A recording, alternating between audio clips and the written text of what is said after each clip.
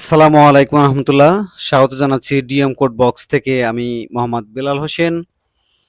আমার আজকের topic, sales বাড়াতে আপনি কি করতে পারেন বা কি করলে আপনার সেলস আগের তুলনায় অনেকটাই বৃদ্ধি পাবে, সেই বিষয়টা নিয়ে।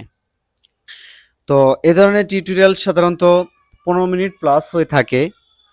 আমরা প্রত্যেকেই জানি যে এমন টিউটোরিয়াল আছে প্রায় 2 ঘন্টার কাছাকাছি হয়ে গেছে সেলসকে ইনক্রিজ করার জন্য, বা যারা ই কমার্স ব্যবসায়ী তাদেরকে মোটিভেট করার জন্য যে টিউটোরিয়ালগুলো করা হয়, তা সাধারণত 30 মিনিট থেকে এগুলো হয় অনেক বড়। হুম। তো আমরা সেলস বৃদ্ধি করতে গেলে কি করতে হবে, এটা নিয়ে আজকে আমরা ডিসকাশন করব। তার ফাঁকে ফাঁকে আমার ফেসবুকে একটা পেজ আছে ছোটখাটো, খুবই নগণ্য একটা পেজকে ওপেন করে সেখান থেকে আমি আপনাদেরকে এক্সাম্পল দেওয়ার চেষ্টা করব ফাঁকে ফাঁকে। হ্যাঁ, তার আগে মৌলিক যে বিষয়বস্তু, মৌলিক বিষয়টা নিয়ে আমি একটু ডিসকাশন করি। মৌলিক বিষয়টা কি?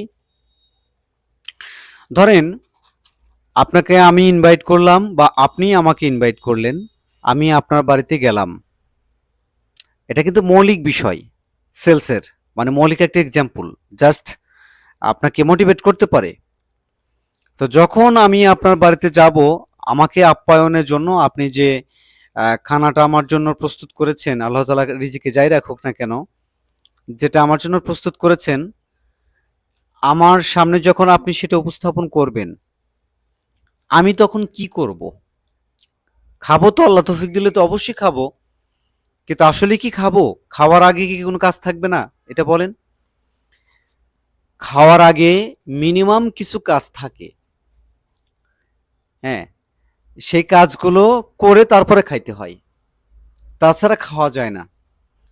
জাস্ট আমি আপনাকে বোঝাতে চাচ্ছি যে আমি যখন আপনার বাড়িতে যাব, আপনি যে খানাটা দেবেন সে খানাটা আমি খাবো। আমাকেই তো খাওয়ার জন্য দিয়েছেন, আমিই তো খাবো। কিন্তু আমি যে খাবো, খাবার দিলেন আর আমি হাতটা ঢুকিয়ে নিয়ে খেয়ে নিলাম। আসলে কি বিষয়টা এমন? আসলে বিষয়টা এমন না। খাওয়ার আগে যেমন কিছু মৌলিক কাজ থাকে, যেমন আমার একটু হাত মুখটা ধুয়ে পরিষ্কার করে নেওয়া, পারলে অজু করে নিয়ে আসা, অজু করে আসা, একটু পরিচ্ছন্নতার বহিঃপ্রকাশ ধরে রেখে প্রাথমিক যে ফর্মালিটি, হাতটা ধোয়া, এই যে প্লেটটা ধুয়ে নেওয়া, গ্লাসে একটু পানি নেওয়া, এই যে প্রাথমিক যে কিছু কাজগুলো থাকে, সেই কাজগুলো হচ্ছে খাওয়ার আগের মৌলিক কাজ। তো আপনি যদি একজন ই-কমার্স ব্যবসায়ী হয়ে থাকেন, আপনি তো সেলস চাইবেন, এটাই তো স্বাভাবিক। আসলে ব্যবসা বাণিজ্য অনলাইনে করি বা অফলাইনে করি, যে যেখানেই ব্যবসা করুক না কেন, সে তো সেলস চাইবে। এটা তো তার মৌলিক কাজ। সেলসের ভাষাই সেলস। সেলসের বিকল্প কোনো ভাষা নেই, বা সেলসের অল্টারনেটিভ কোনো ল্যাঙ্গুয়েজ ওয়ার্ড নেই। সেলসের ভাষাই হচ্ছে সেলস। তো এই সেলস আমাদের করতে হবে। এটার ভাষা কেমন, কিভাবে আমরা একটু বলি।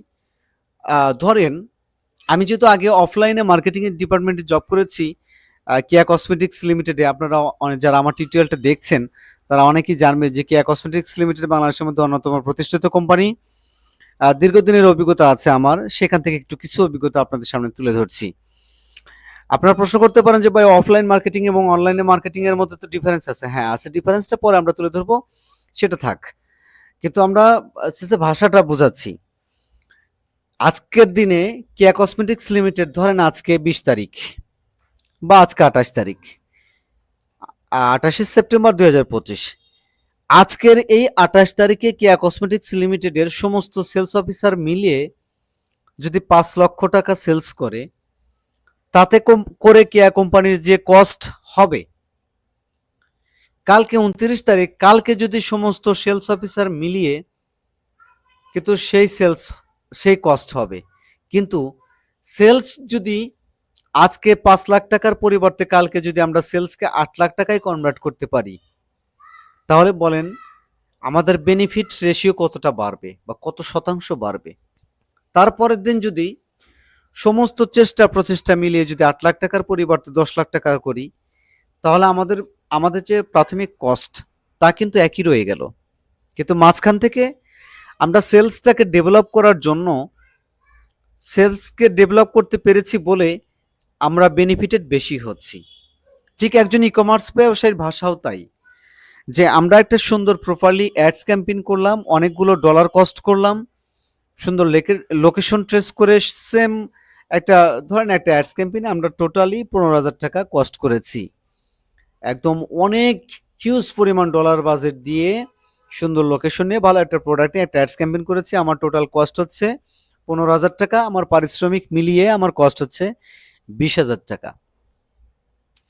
কিন্তু বিগত দিনগুলোতে, হ্যাঁ, বিগত দিনগুলোতে আমরা যে অ্যাডস ক্যাম্পেইনটা করেছিলাম তাতে করে আমরা 1,000 সেলস পেয়েছি, অর্থাৎ টি শার্ট আমরা 1,000 বিক্রি করতে পেরেছি। হুম, এটা আপনি মাথায় রাখবেন। ফর এক্সাম্পল যে 1,000 টি শার্ট আমরা বিক্রি করেছি। তো এখন যে আমরা অ্যাডস ক্যাম্পেইনটা করলাম, এখন যদি আমরা 1500 টি শার্ট সেলস করে থাকি, তাহলে আগের অ্যাডস ক্যাম্পেইনের যে কস্ট হয়েছে, বর্তমান সেলস ক্যাম্পেইনের যে কস্ট হয়েছে সেম, কিন্তু সেলস আগে হচ্ছে 1,000, এখন হচ্ছে 1500। এই এই যে একটা ছোট্ট ডিফারেন্স, এই ডিফারেন্সটা তৈরি হওয়ার কারণে, হ্যাঁ, আমরা ভালো একটা বেনিফিট কিন্তু এক্সট্রা পাচ্ছি। তো আমাদের লক্ষ্যমাত্রা যেহেতু সেলস, এই সেলসটাকে আরও কিভাবে ডেভেলপ করতে পারি সেই ডেভেলপ করার কিছু টপিক বা থিমস আমি আপনাদেরকে দিয়ে দিচ্ছি। তো আমি আমার বিজনেস অ্যাকাউন্ট ওপেন করে নিচ্ছি। হুম, অল টুলসে আমি প্রেস করে দিলাম। আপনারা যারা ই কমার্স ব্যবসায়ী তারা কিন্তু এটা ড্যাশবোর্ডটা দেখেই বুঝতে পেরেছেন এটা আসলে কি। এটার আমি পরিচয় দিচ্ছি না। তো জাস্ট আমি অ্যাডস ম্যানেজারে করে দিলাম আর কি। জাস্ট আমরা সুন্দর করে একটা ধারণা নেব আমরা কেন সেলস একটু কম পাচ্ছি বা সেলসকে আরো ডেভেলপ করার জন্য কি করা প্রয়োজন সেই বিষয়বস্তুগুলো নিয়ে আপনার কাজ করা উচিত। জাস্ট আমি আপনাকে আজকে প্রথম বোঝাবো সুন্দরভাবে যে সেলস বাড়াতে হলে আমার কি প্রয়োজন। ওই যে মৌলিক কিছু কাজ, আমরা আসলে মৌলিক কিছু কাজ করেছি কিনা, সেই মৌলিক কিছু কাজ করতে পেরেছি কিনা, মৌলিক কিছু কাজ যেমন আমরা খাওয়ার আগে হাত মুখ ধুয়ে নিই, প্রাথমিক কাজগুলো করে নেই, সেই মৌলিক কাজগুলো সম্পর্কে আমরা সুন্দর স্বচ্ছ একটা ধারণা তৈরি করার চেষ্টা করব। তো একটু খেয়াল করে দেখেন, এই যে 6টা অবজেক্টিভ ফেসবুক রেখেছে, awareness, traffic, engagement, leads, app promotion এবং সেলস।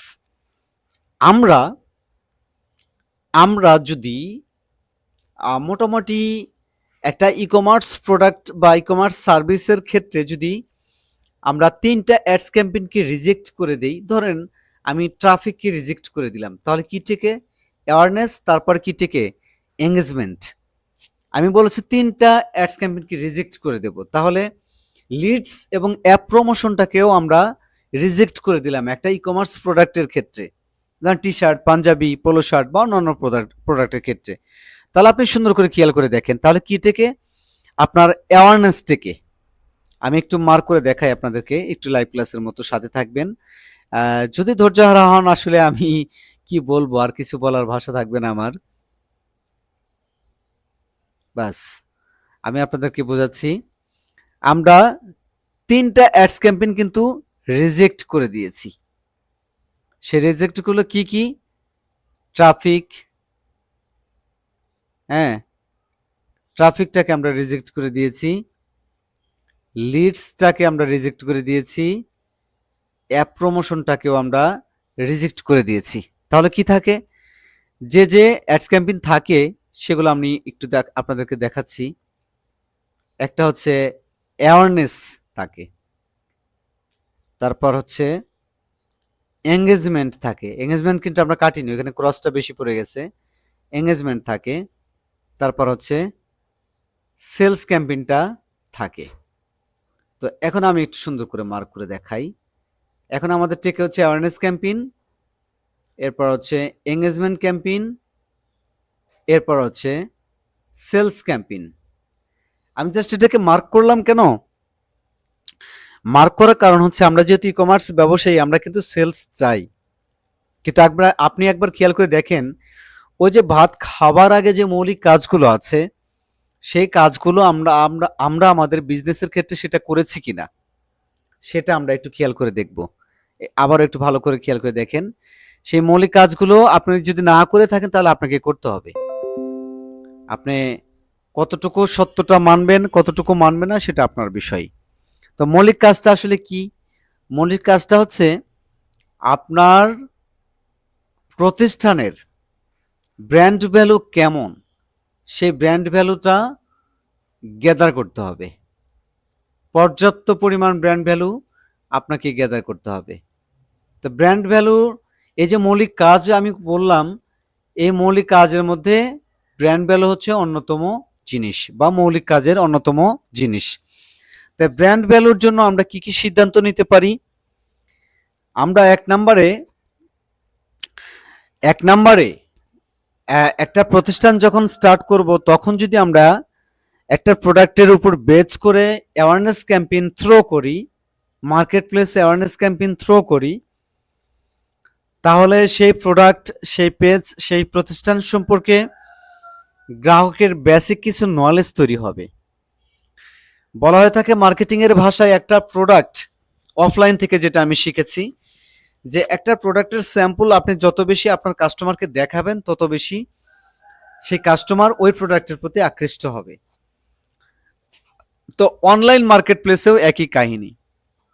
আপনার প্রোডাক্টটা যত বেশি আপনার অডিয়েন্সের সামনে সাবমিট করবেন, অডিয়েন্স সেই প্রোডাক্ট সম্পর্কে তত বেশি জানবে, বুঝবে, দেখবে, একটা সময় ফিল হবে।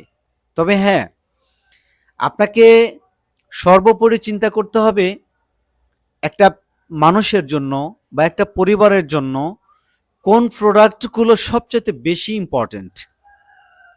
হ্যাঁ, মোস্ট অফ সিগনিফিকেন্ট প্রোডাক্ট, সে ধরনের প্রোডাক্টের উপর বেচ করে আপনাকে অ্যাওয়ারনেস ক্যাম্পেইন করতে হবে। এমন একটি প্রোডাক্ট আপনি চুজ করলেন যে প্রোডাক্টটা মানুষের বছরে একবার প্রয়োজন হতেও পারে, নাও প্রয়োজন হতে পারে। চাইলে ওই ব্যক্তি সেই প্রোডাক্ট অ্যাভয়েড করেও সে লাইফ লিড করতে পারে। কিন্তু আপনি এমন একটা প্রোডাক্ট থ্রো করলেন যেটা ছাড়াও লাইফ লিড করতে পারলেও সে প্রোডাক্ট ছাড়া চলবে না, তার মানে ওই ধরনের প্রোডাক্ট ছাড়া তার চলবে না। যেমন ধরেন পোশাক, ক্লোথিং ব্র্যান্ডের মধ্যে যে পোশাকগুলো থাকে, jeans pant, trouser, T shirt, polo shirt, panjabi, আরো অন্যান্য কত কি, বোরকা, হিজাব, অনেক অসংখ্য প্রোডাক্ট পোশাকের মধ্যে আছে। তো ধরেন আপনি একটা প্রোডাক্টের উপর অ্যাডস ক্যাম্পেইন করেছেন, সেই প্রোডাক্টটা অডিয়েন্স অ্যাকসেপ্ট করে নাই, কিন্তু ওই অডিয়েন্সের ওই প্রোডাক্ট অ্যাকসেপ্ট না করলেও অন্য একটা প্রোডাক্ট সে অ্যাকসেপ্ট করেছে, অর্থাৎ অডিয়েন্সকে পোশাকের কাছে পৌঁছাতে হবেই। এমন প্রোডাক্ট নিয়ে সর্বপ্রথম আমি আপনাকে সাজেস্ট করব একটা বা দুইটা অ্যাওয়ারনেস ক্যাম্পেইন করার জন্য, তার পরবর্তীকালে একটা বা দুইটা এঙ্গেজমেন্ট ক্যাম্পেইন করার জন্য, তার পরবর্তীকালে আপনি সেলস ক্যাম্পেইনে ফিরে আসবেন। আপনি দেখবেন প্রথমে যে 3 থেকে 4টা অ্যাডস ক্যাম্পেইন করেছেন, সমস্ত কস্ট আপনার 5 নাম্বার অ্যাডস ক্যাম্পেইনে উঠে আসবে। তার পরবর্তীকালে আপনি যে লোকেশন, যে বিষয়ের উপরই আপনি অ্যাডস ক্যাম্পেইন করেন না কেন, সেখান থেকে আপনি অসংখ্য সেলস পেয়ে যাবেন। তো প্রত্যেকটা জিনিসের একটা মৌলিক কিছু রুলস আছে, বেসিক রুলস থাকে, এখানেও আছে। আপনি আজকে একটা প্রতিষ্ঠান তৈরি করলেন, আজকে একটা ওয়েবসাইট ক্রিয়েট করলেন, আপনার পেজে ফলোয়ার্স নেই, আপনি একটা অ্যাডস ক্যাম্পেইন করলেন সেলসের উপর বেচ করে। আপনি কয় টাকা সেলস করেন, কয়টা সেলস করেন, সেটা সেলস করে আমাকে একটু দেখিয়ে দেবেন আপনি, যে আপনি কত বড় একজন ই কমার্স ব্যবসায়ী। এখন প্রশ্ন করতে পারেন, ভাই আপনি তো অনেক ভালো কথা বলেন, শেষে এসে আবার মনটা খারাপ করলেন কেন? ভাই আমি আসলে মনটা খারাপ করার কথাই বলি।